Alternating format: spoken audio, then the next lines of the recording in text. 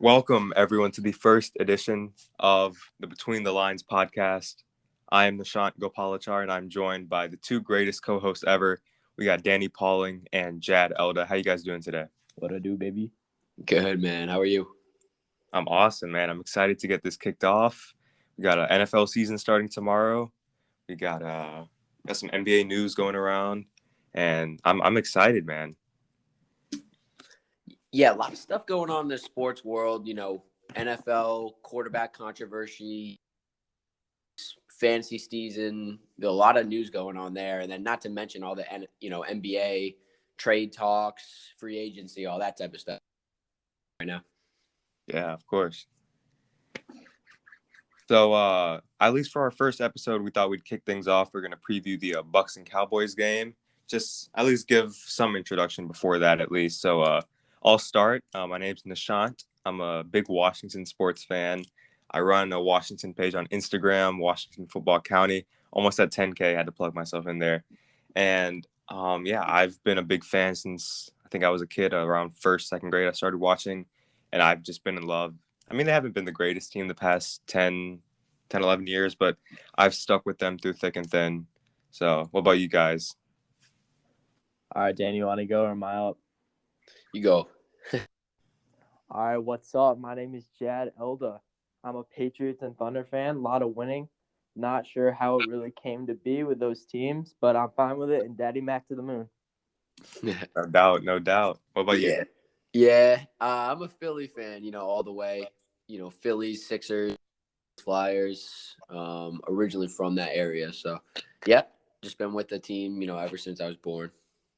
All right, so we got a little rivalry that we've had the past couple years, but so I think it's fitting that we start off with a bit of a hot take about our favorite team leading up into the 2021 season.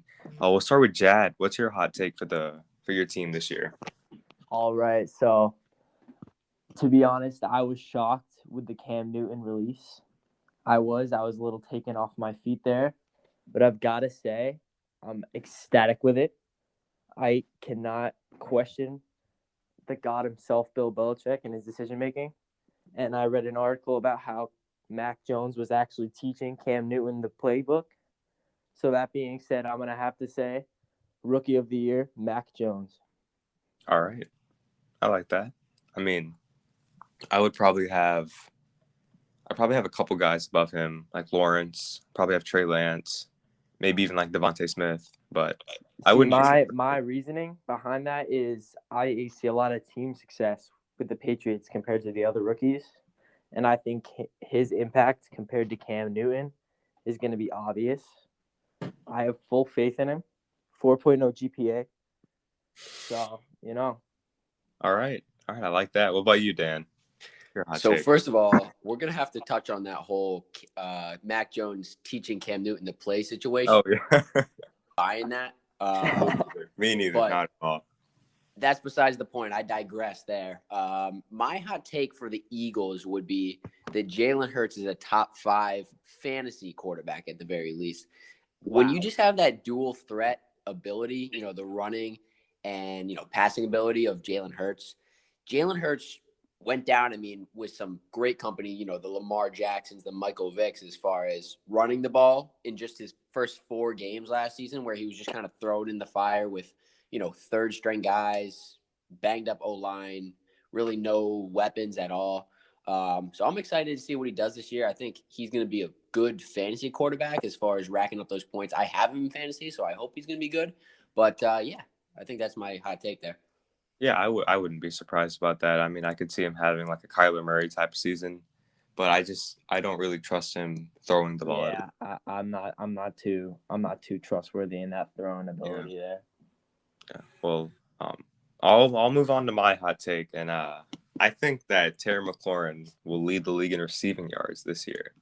And oh boy, I have a good amount of evidence that I think could back that up. So I think in 2019 he had 93 targets, and last year he had 134, but his yards per reception actually went down, and he has a pretty good pass percentage. I think it's around above average, it's like 65%. But I think the main thing about that is Ryan Fitzpatrick stepping in. And I'll give you a little bit of statistics. Ryan Fitzpatrick's number one wide receiver target totals in the 8 seasons that he's played with 10-plus starts. You have TJ Houshmandzadeh. He has 137. Stevie Johnson with 148, 141, and 134. Andre Johnson with 146. Brandon Marshall with 174. So, I mean, I think if Terry gets even around 13 to 14 yards per reception, which is about his average throughout his career, he'll be around 13 to 1,400. And I think that's more than enough to probably lead the league, especially when you're considering a lot of the other guys who are probably surrounded by good enough weapons. And I don't think Terry has the best supporting cast around him. So that's why I think he can lead the league in receiving yards. Yeah, the with that definition of a elite hot route take. tree I of mean, his. dude, Terry's low key like slant boy though.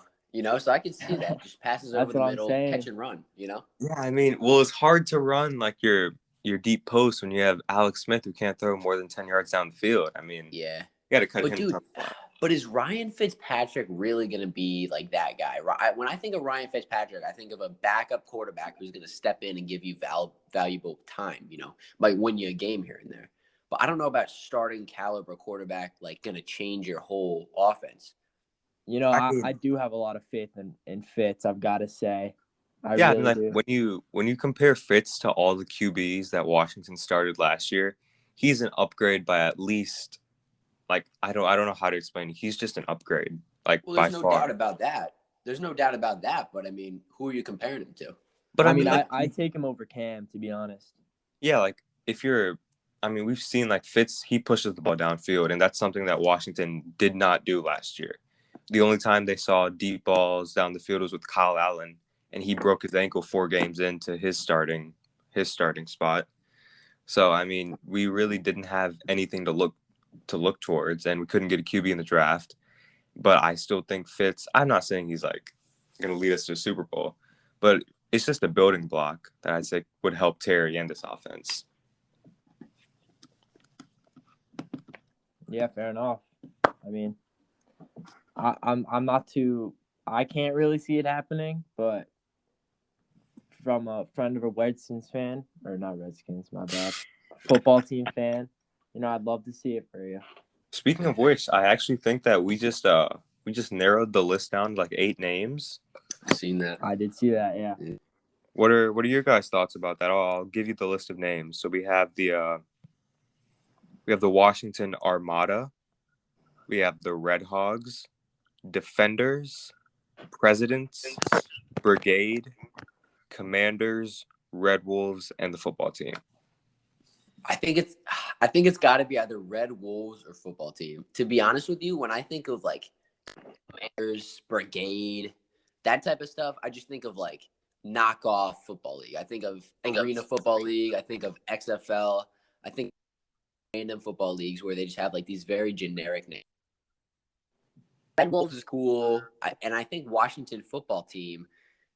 It's a meme. It's a joke, dude. But like, it's just kind of taken a little bit of a role lately, hasn't it? I think it's grown on me a little bit. Like I kind of like it. It's almost like the I don't Browns. know about that. The Browns, just a super simple class of brand of football, and I think that people would be sort of happy with that, keeping that name. Yeah. I think my favorite would be the Red Wolves. I like Red Wolves because it keeps the traditional HTTR, and I like it. What about you, Chad? What do you think?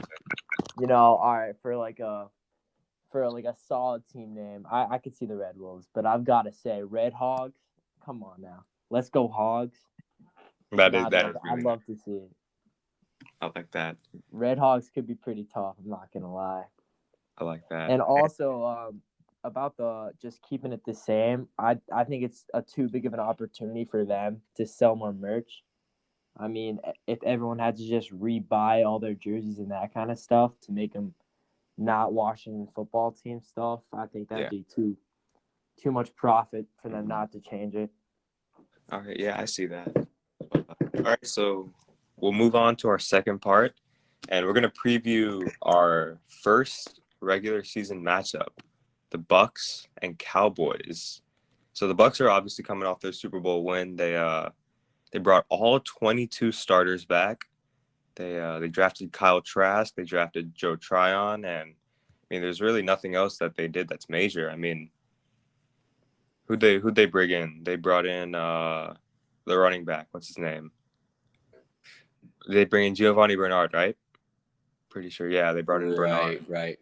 And I think CBS has them as 7.5-point favorites in this game. Do you guys think they'll continue at the same pace that they were last year? I mean, it's just hard to think otherwise. You know, when you win the Super Bowl with a team, you know, in the first year really of them, as far as just talking Tom Brady, you know, their leading quarterback, you bring that exact same team. It's tough to, you know, bet against them, right? Mm-hmm. Yeah. I mean, you know, from a Patriots stan, a Tom Brady stan, I've got to say, even though he started off slow last year, we know that playbook is hard to learn. But I don't know. I could see everyone. It's all looking like the Bucks are just gonna sweep everyone. I could see it like getting a little shaky week 1. Yeah, and I think Especially with the Cowboys. I think Bruce everyone's Arians already also getting did a off. great job this offseason. He made sure everyone got vaccinated so that they don't have to go through all the annoying stuff that many other teams have to go through. He didn't change anything up. He's letting the guys just play, and I gotta respect Arians for that. He's a pretty good coach. I mean, granted, you do have Tom Brady, but I still think he's done a good job. You know, I don't know about that Bucks culture. I know the Patriots, they're used to winning. I don't know if the Bucks players, this is new to them. I don't know if they took this offseason off. I don't, you know, I could see it going a little you make a sideways good there. point. You make a good point, but I think when Tom Brady's on your team, he brings that that so-called Patriots culture to Tampa Bay. Yeah, no doubt. Yeah. I literally just saw an interview this afternoon. Tom Brady's like, they were talking to him about his rings, and he's like, I'm not satisfied. I'm chasing Jordan. And he was like, I don't want 6, I don't want 8, I don't want 9. And I think just that mentality, it obviously will spark through the whole team. And it's not just one person. Yeah, his favorite ring's the next one. Yeah, exactly. I still think they're going to make the Super Bowl this year. We might see the same Super Bowl, Chiefs, Bucks again. Who knows? I beg to differ, but we'll get to that. Yeah, we'll get to that. But all right. We'll move on to the opposite side. We have the Dallas Cowboys, who finished 6-10 last year with Andy Dalton starting. They finished 3rd in the NFC East, but with Dak Prescott coming back, you got Micah Parsons, their first-round draft pick. You have the full offensive line is now healthy. I mean, Zach Martin just tested positive for COVID, but what are you guys' thoughts on the Cowboys in this game? I mean, it's just going to come down to Dak ultimately. How is he going to bounce back from that injury? Number 2, I mean, it's that defense. The Bucs offense is elite, you know, one of the best in the league. It's going to come down to that, you know, Cowboys defense. They obviously added Micah Parsons. They added Kelvin Joseph. They added a couple guys through the draft. A lot of picks that I really liked in the draft, you know, but how are they going to perform? Young guys, but, you know, you know, we'll see. But I don't know if I would take the over on the Bucs. I think the Cowboys might cover. Yeah. Don't quote me on that, but you're talking about their draft. I'm pretty sure they spent all their draft picks on the defense. On defense. It might have been all. I don't know. I knew they spent most for sure, but I don't know about all. Because I know they added, I think, one guy that I think is pretty under the radar, but Keanu Neal. I think he's going to be really good. Dog. Yeah. Their 4-3 will have Leighton Vander Esch, Micah Parsons, and Keanu Neal. That is a really good linebacking core, I think. And Jalen Smith is their backup. Jalen Smith, right? And who's that guy from LSU? Jabril Cox. I was just Jabril Cox, right? Yep. I love Jabril Cox coming out of college, but I saw him as a 2nd-round pick, and they got him in what, the 4th round? 3rd round, I think. 3rd round? Yeah. Yeah. But yeah, I think they also got Malik Hooker to help their safeties. Right. And I I mean, their defense. I mean, you could only get better from what we saw last year, and I think they did that. I think they can win the division pretty easily because their defense and Washington's offense can match up good. Their defense and New York's offense can match up good. But yeah, I don't see them. I see them having a problem with this game. I mean, it's the Bucks, but I think it comes down with Dak. He was on fire last year. He had 3 games of 450 yards passing or more, but he was on pace for like 7,000 yards. That's pretty crazy. All right, if I can chime in here. Yeah, go ahead. I've got 4 words. New year, same Cowboys. I mean, they add the big names. Draft all defense. On paper, it's looking like how could it go wrong, right? They'll find a way. There's just nothing. I remember talking to Theo last year. Theo's like, I see the Bucks doing well, and I was looking at the offseason. I mean, how could it not go well? And they did the Cowboys thing. So, I mean, I'm taking the over there. Really just have no faith left.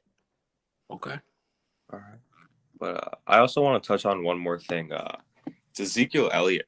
I think he dropped weight a lot this offseason. He gained a good amount of muscle. He had a lot of fat last year, from what I saw at least. But do you guys think he's going to return to his former self when he led the league in rushing his rookie year?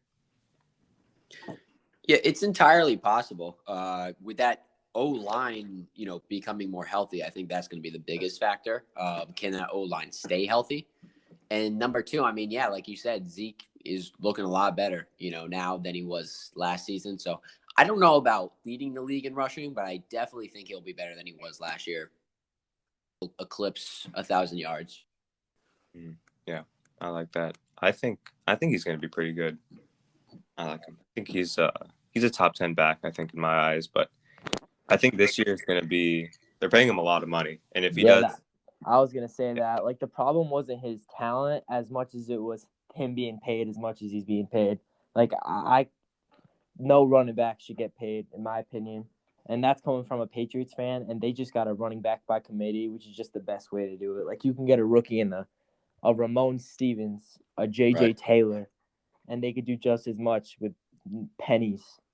Yeah. So, like, paying a running back never really looks good. Well, we'll talk about a couple more Week 1 matchups later on in this episode, but if we look at a fantasy perspective, we'll talk about some of our sleepers and busts that we have for this year at least. Danny, you want to start with any sleepers that you have?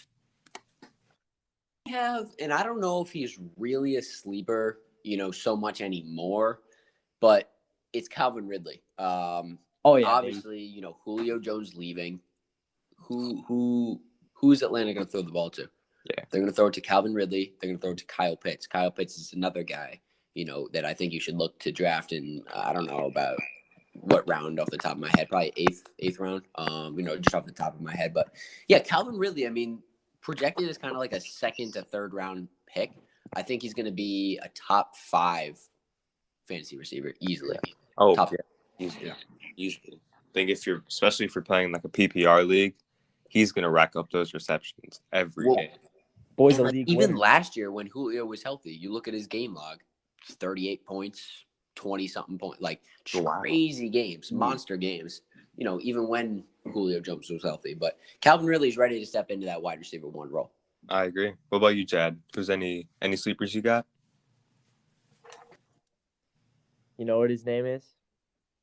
Jacoby Myers. That is crazy because that was the first guy I had on my list too. Jacoby Myers is that guy.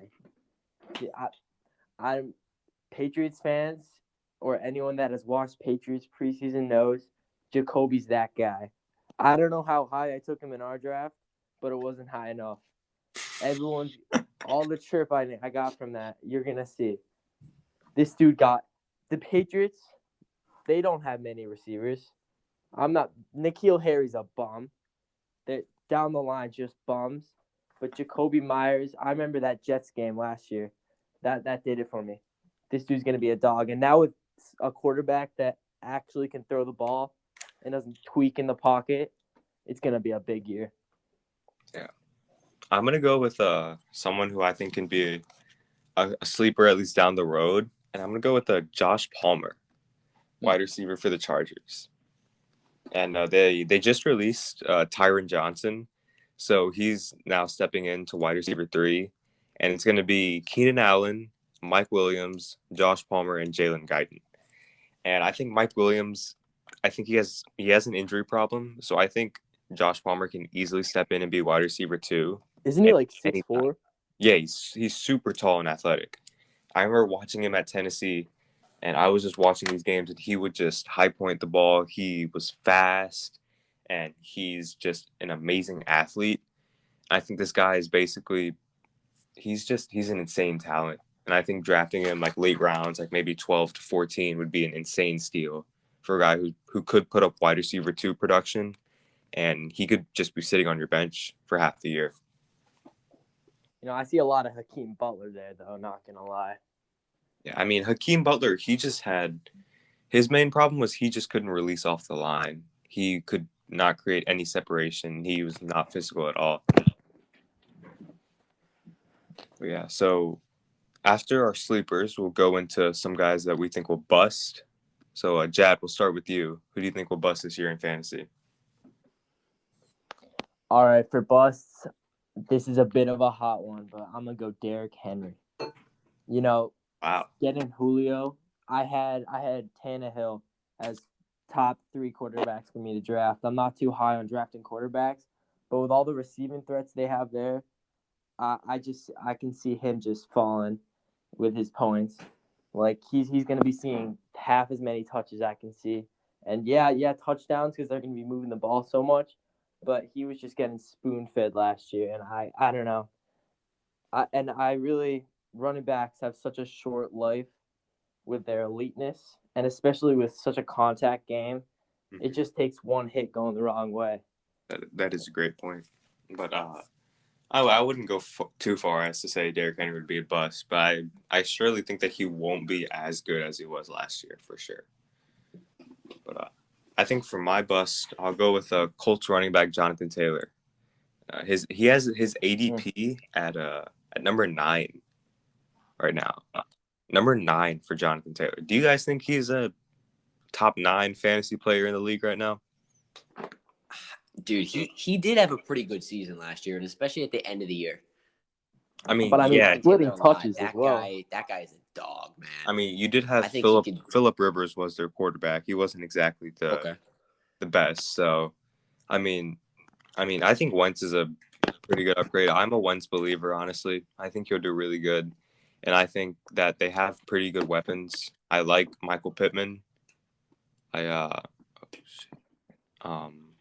like Jack Doyle, and I think the receiving weapons are going to be pretty solid. But I still think Taylor will be good, but I don't think he'll finish anywhere near RB4 like he was last year. How's Quentin Nelson? Is he healthy? I think that he had a foot injury, but I'm pretty sure he came back. Didn't he recover like freakishly Yeah, fast? he had the same injury that Wentz had. That's crazy. He came back, and then I think he got injured again, actually. Yes, but he's also splitting touches with Marlon Mack. Yeah, and Naheem Hines. So I don't know. We'll move into one game that I think will be a must-watch. Is Chicago and LA. You have Stafford debuting for LA, Dalton debuting for Chicago. The Rams' defense is still amazing, and Chicago's defense is actually pretty good. The over/under for that game is 46.5. You have the Rams favored by 7.5. Dan, what's your thoughts on that?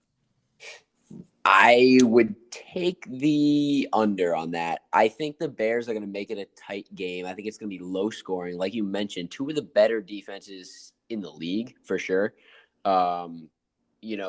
You have these 2 new quarterbacks kind of getting adjusted to their new systems, going up against, again, like I said, 2 of the better defenses in the league.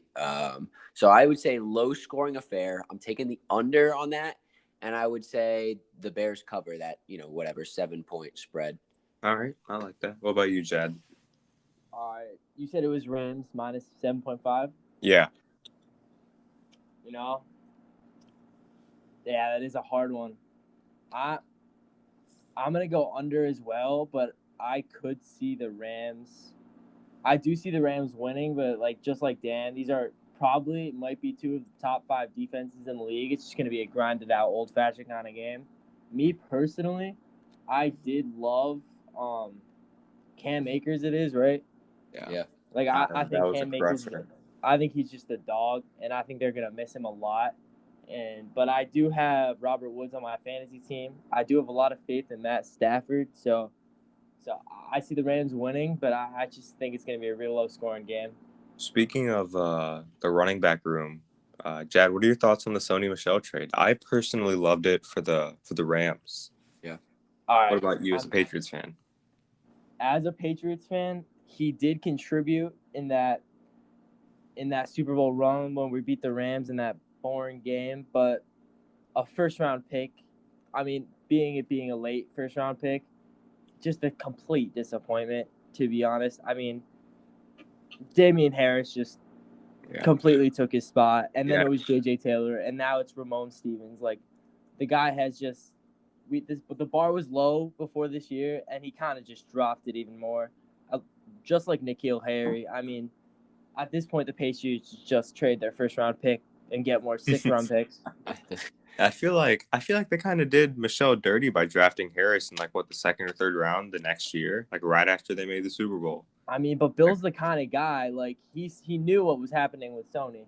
It was hidden to everyone watching the games, but I'm sure he saw something, and he must have saw something in Harris and we've seen what he has become. So yeah, they wanted that running back by committee that you were mentioning earlier. And I think they just saw that Harris just outperformed Michel in every way. He's a better catcher. He's a better runner. He's faster, I think.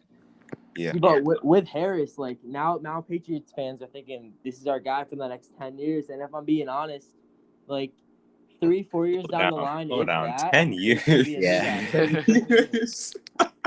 Chad, 10 years. For a running back? I know. All right.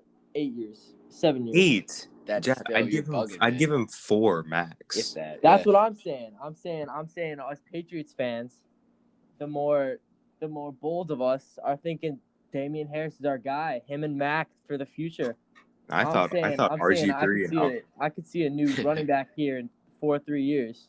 I thought RG3 and Alfred Morris were going to be the next Donovan McNabb and Brian Westbrook.